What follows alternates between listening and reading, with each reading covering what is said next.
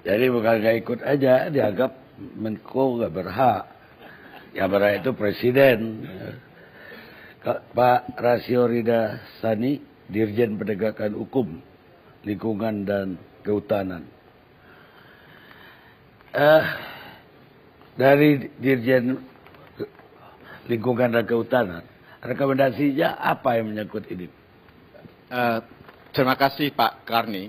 Mungkin saya akan jelaskan beberapa hal mengapa Kementerian Lingkungan Hidup dan Kehutanan masuk di dalam penanganan persoalan reklamasi ini. Pertama, kami melihat berdasarkan Undang-Undang Lingkungan Hidup dan Kehutanan, Lingkungan Hidup, Perlindungan dan Pengelolaan Hidup, Menteri, Gubernur, Bupati, Wali Kota dapat melakukan pengawasan terhadap izin lingkungan maupun peraturan perundang-undangan terkait dengan lingkungan hidup.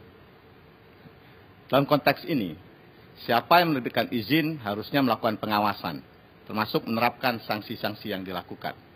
Nah, dalam Undang-Undang Lingkungan Hidup juga dikatakan, ya, Menteri dapat melakukan pengawasan, termasuk juga memberikan sanksi administratif apabila tidak dilakukan oleh otoritas pemberi izin, gubernur maupun bupati dan wali kota, terkait dengan adanya perusakan dan pencemaran lingkungan hidup dan juga persoalan sosial timbul di sana. Dalam konteks ini, karena kami melihat persoalan ini jadi persoalan publik yang luas, kemudian kami melihat ada persoalan-persoalan terkait dengan perusakan dan pencemaran lingkungan hidup, maka Kementerian Lingkungan Hidup dan Kehutanan menugaskan membentuk tim satuan tugas untuk melakukan pengawasan terhadap kegiatan reklamasi yang ada di pantai utara Jakarta. Dalam konteks ini, tim kami bekerja melakukan pengawasan, karena di undang-undang disampaikan, Menteri melakukan pengawasan, kemudian Menteri dapat menerapkan sanksi administratif berupa paksaan pemerintah, pembekuan izin maupun pencabutan izin lingkungan. Tim kami bekerja, kemudian kami melihat bahwa pihak pengembang, ya, dalam hal ini terkait dengan Pulau C, D, dan juga Pulau G, tidak memenuhi, ya, hal-hal yang tercantum di dalam izin tersebut. Berdasarkan hasil pengawasan kami, maka kami melakukan tindakan penegakan hukum administratif berupa penghentian sementara seluruh kegiatan yang ada di dalam terkait dengan kegiatan reklamasi di Pulau C, D, dan Pulau G. Apa yang nggak dipenuhi menurut? Tadi banyak hal. Bisa kita ambil contoh di Pulau C, D. Pulau itu kan harusnya di dalam izinnya harus ada 3 kegiatan di pulau tersebut. Ada 3 pulau reklamasi disebut. Ada Pulau C, Pulau D, dan Pulau E. Yang baru direklamasi Pulau C dan D. Pulau C dan D itu 2 pulau seharusnya terpisah. Kan tentu ada pertimbangan-pertimbangan kenapa terpisah. Berkaitan dengan aliran keluar masuk air dan sebagainya. Di lapangan kami temukan, tim kami menemukan pulau itu disatukan. Tentu ini akan merupakan dampak yang sangat besar terhadap pesisir. Baik sedimentasi termasuk juga mengganggu aktivitas nelayan. Ini sebagai salah satu contoh. Contoh lainnya adalah sumber-sumber material yang mereka gunakan itu tidak jelas dan juga melebihi di dalam perizinan.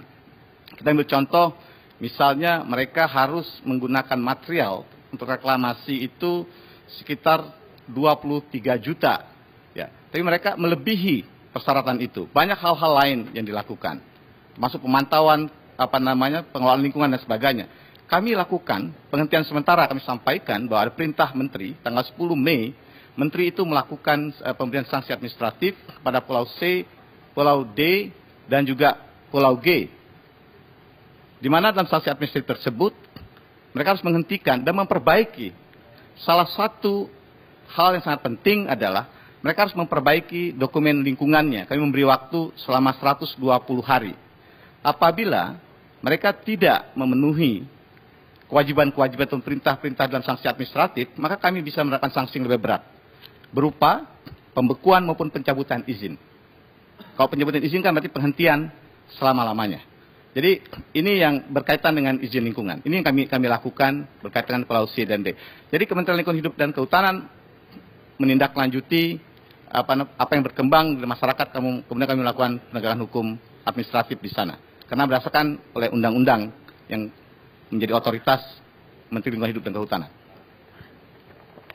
Ada juga, ya katakanlah, berita bahwa AMDAL-nya pun belum sebelumnya. perlu kami jelaskan, izin lingkungan kedua pengembang ini, ya, PT Kapuk Naga Indah dan PT Samudra Wisesa, ini mereka mempunyai amdalnya, punya izin lingkungannya untuk kegiatan reklamasinya. Untuk Pulau C dan D mereka memiliki. Yang mereka belum miliki adalah untuk pembangunan di atas reklamasi. Itu yang belum. Itu yang belum. Karena Pulau C dan D mereka reklamasi sudah hampir selesai. Kemudian Pulau G memang dalam proses reklamasi. Nah, sekarang ada lagi kegiatan di Pulau G, mereka totali menghentikan. Pulau C dan D kami masih ada kegiatan karena kami perintahkan kepada mereka bahwa mereka harus membelah pulau tersebut, membagi dua, dan mereka lakukan untuk Pulau dan C dan D sejauh ini. Jadi nggak ada persoalan lagi C dan D. Mudah-mudahan tidak ada lagi persoalan, karena kan kami terus melakukan pengawasan kegiatan mereka Pulau C dan D. Termasuk juga kegiatan di Pulau G juga kami melakukan pemantauan. Baik, sekarang dari Dirjen Pengelolaan Ruang Laut Bramantia Satyomurti Purwadi. Ibu Susi tadi udah konfirm mau hadir. Saya dengar tiba-tiba sakit. Dari tadi siang sudah nggak enak badan Bapak. Izin, salam untuk Pak Karni katanya. Ya katanya dokter, dia masih kepingin hadir. Ya itu. Pak Menteri, tapi dokter larang. Apa rekomendasi dari Kementerian Ibu Susi? Dari kami di KKP, kebetulan di tim teknis reklamasi, kita kan dibagi 3 tim untuk KLHK, untuk teknis dan untuk perundangan. Saya kebetulan membawahi tim untuk teknis dan kebijakan reklamasi. Terkait dengan Pulau G, beberapa catatan itu sebenarnya kami sepakat dengan yang disampaikan Pak Menko, Pak Rizal Ramli. Reklamasi itu hal yang biasa, Bapak. Namun ketika kami membentuk satu tim di mana disampaikan oleh Pak Safri bahwa kita rapat seminggu ada 2 kali, ada rapat kecil, ada rapat besar. Terkait Pulau G itu memang dari sisi teknis, karena saya berkepentingan untuk menilai secara teknisnya adalah bahwa pada Pulau G itu potensi terjadi pendangkalan yang dari sisi teknis. Yang kedua adalah di areal Pulau G itu terdapat objek penting yang tadi disampaikan bahwa seperti PLTU, pipa gas bawah laut, dan juga pelabuhan perikanan Muara Angke. Nah, pressure ini menjadi makin besar ketika di mana PLTU itu butuh air baku, Bapak. Air baku ini kalau dengan adanya desain Pulau G yang seperti yang tadi disampaikan oleh Pak Safri, untuk bisa menetapkan air baku itu di 1 derajat tertentu, karena temperaturnya harus diatur, Pak. Itu dibutuhkan deflektor. Deflektornya akan berdampak pada pipa gas yang di bawahnya. Dan disampaikan tadi jarak pipa gas dengan jarak pipa di bawah laut itu adalah zona amannya atau zona termasuk harus zona amannya adalah kiri dan kanannya adalah 500 meter. Itu. Terus ada lagi juga setelah itu dari nelayannya, Pak. Dengan adanya Pulau G, mereka juga di sisi nelayannya juga mengganggu keselamatan pelayaran. Kalau desainnya seperti itu, Pak. Artinya di sini adalah rekomendasi. Rekomendasi itu nantinya untuk dikembalikan ke kementerian dan lembaga masing-masing untuk akhirnya disesuaikan. Kalau memang Pulau G itu tidak bisa disesuaikan atau seperti apa ya itu harus diberhentikan. Begitu. Ya, bagi saya kalau masalah nelayan, ya tentu tidak hanya Pulau G yang katakanlah mengganggu nelayan. Betul. Atau mematikan nelayan sanalah. Setuju, Pak. 14 atau 17 pulau aja mematikan. Ya dari segi Bapak, betul. Harusnya semua dong di. Saya pikir ini kementerian dan tim ini bekerja 3 bulan lagi masih, Pak. Artinya dari sisi kami pressure itu muncul secara teknis. Saya jelaskan tadi, Bapak. Secara teknis pressure yang paling berat muncul adalah untuk Pulau G. Karena stakeholdernya tidak hanya nelayan, tidak hanya ekosistem perikanan yang ada di situ, namun warga Jakarta juga berpotensi terdampak. Terdampaknya adalah ketika PLTU tadi berdampak untuk tidak memperoleh air baku sehingga dayanya turun, yang pertama. Tidak memperoleh gas yang cukup sehingga dayanya turun, itu akan mengakibatkan satu pemadaman seperti itu. Dan yang terdampak, kami juga tim teknis juga harus mempunyai data. Data juga kami dapatkan dari PLN, kami dapatkan dari ESDM juga, tentang mohon diperhatikan untuk Pulau G, agar benar-benar dilihat dari sisi tersebut.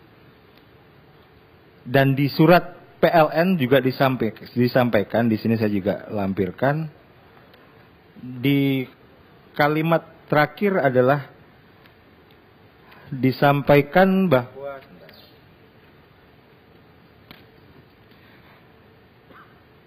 sehubungan dengan adanya pertimbangan dampak reklamasi pada penyediaan energi listrik bagi warga ibu kota, kami mengusulkan agar sebelum diterbitkan rekomendasi, apakah lanjut atau tidak, memandang perlu diadakan pembahasan dan kajian komprehensif antar para pihak, tidak terbatas pada perumusan rekayasa, Pak. Karena rekayasa engineering itu bisa saja mentok.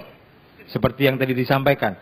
Kalau wall untuk menjaga air baku, itu dibikin untuk membatasi antara Pulau G dan PLTU sehingga air bakunya benar-benar derajatnya bisa diatur dan jernih, maka pipa bawah lautnya itu akan tertutup. Jadi perumusan rekayasa dan desain pengaturan dalam kawasan yang terkena dampak reklamasi, koordinasi pembangunan konstruksi maupun tata kelola operasional termasuk yang berkaitan dengan infrastruktur yang telah terbangun seperti pipa gas dan lain-lain, dan dampak keuangan, Pak, yang ditimbulkan dalam pelaksanaan mitigasi tersebut. Artinya, ketika objek-objek vital ini terdampak mati listrik, kalau kita kembalikan ke pemakai listrik berapa juta, berapa miliar yang harus dibebankan oleh masyarakat pengguna listrik ini. Jadi dampak-dampak itu secara teknis kita. Ya, tapi itu kan urusannya Menteri Lingkungan Hidup sama. Enggak, Pak. Itu di teknis reklamasi karena di stakeholder kami itu nelayan pasti ada 6.000 nelayan di Jakarta, 25.000, 17.000 termasuk nelayan pendatang, tapi yang stay itu 6.000, ada datanya saya juga. Dan itu saya seperti sampaikan juga bahwa tim gabungan ini tidak selesai setelah yang disampaikan, Pak. Artinya kita masih bekerja 3 bulan lagi. Baik. Terima kasih, Pak.